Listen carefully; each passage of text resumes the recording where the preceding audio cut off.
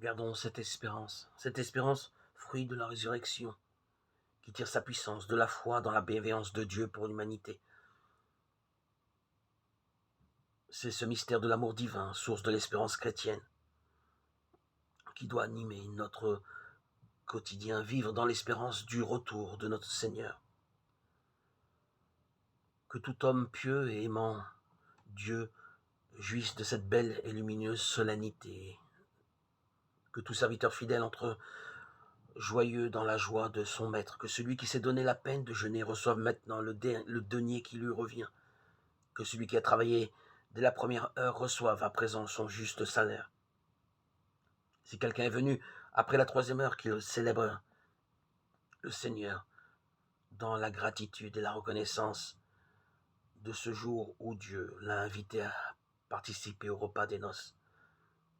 Si quelqu'un a tardé jusqu'après la sixième heure, qu'il n'ait aucune hésitation, car il ne perdra rien à se présenter devant Dieu.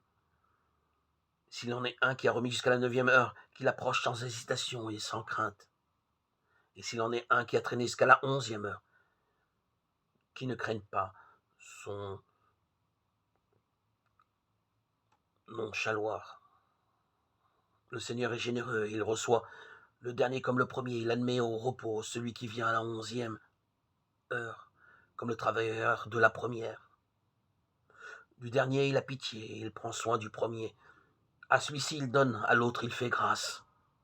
Il reçoit l'œuvre, et il accueille avec amour la bonne volonté. Il honore l'action, il loue la bonne disposition. Ainsi donc, entrons dans la joie de notre Maître.